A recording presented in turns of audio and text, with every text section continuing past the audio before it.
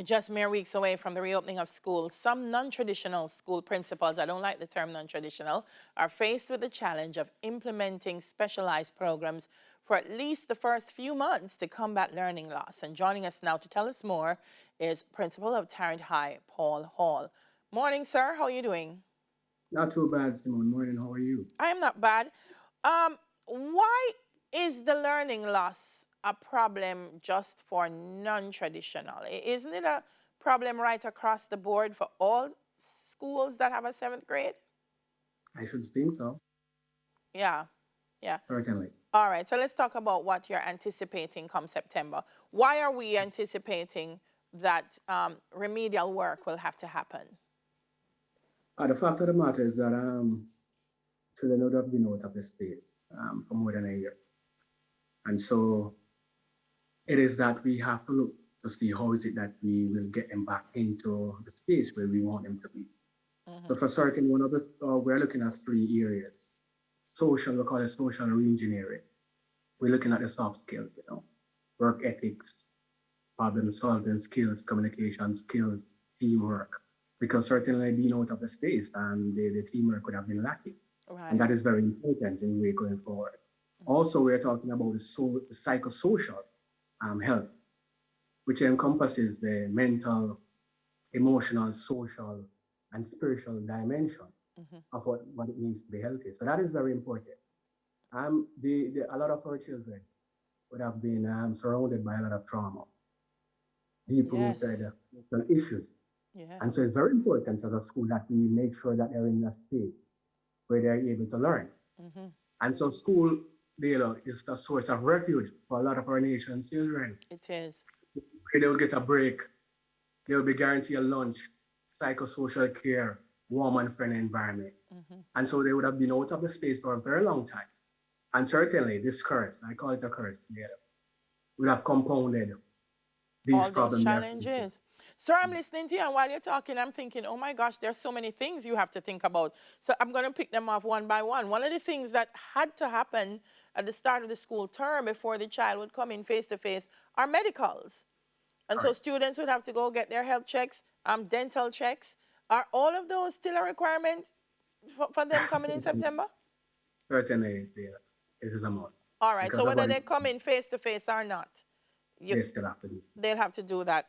The second issue I'm looking at here is they're saying that the PEP profiles, there's a slight decline in mastery from 60% to 52%.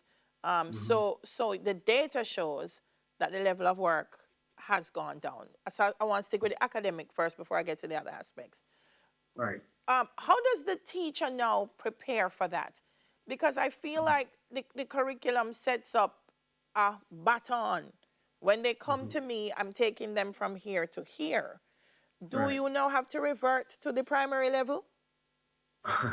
So one of the things, Bill, is that we know we have in place where we are doing the testing systems.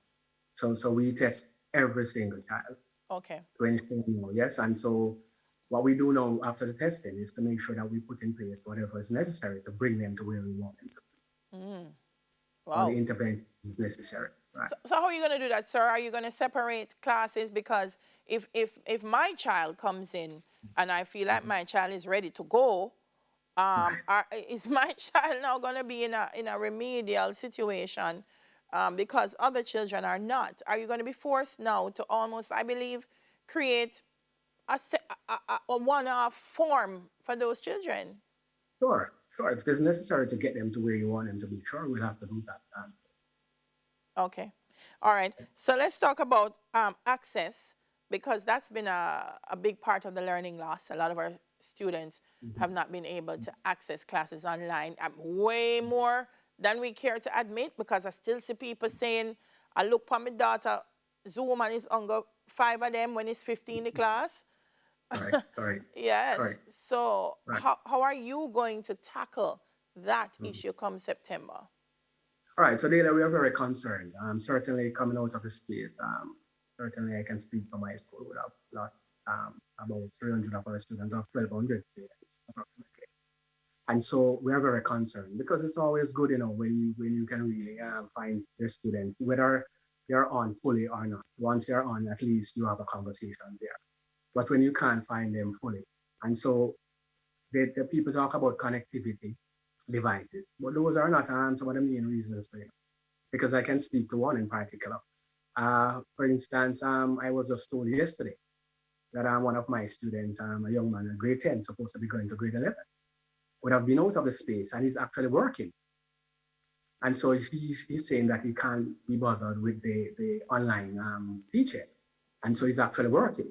And so I asked the question, what about his parent? And I was told that the mom is saying she can't manage it. So today, I'm actually going to visit that student. There was another young lady who was out of the space for a while we were trying to find. Then she relocated from where she was living in the hills to a closer area in the flat with her because of the illness of her mom, who was very ill. Yeah. And so we were able to reach out to her because of she reached out to the one of the media entities.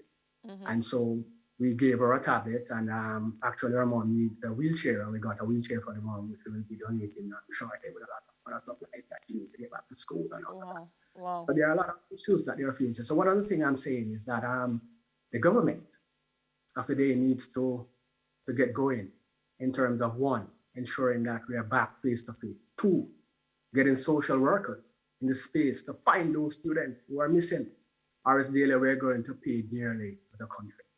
We are. I said to someone we're looking at now, but when we think about the children who are in school now and we think 5 years from now, 8 years from now, and the impact it's going to have on us as a nation, we have to do something now. And sir, I'm listening to you.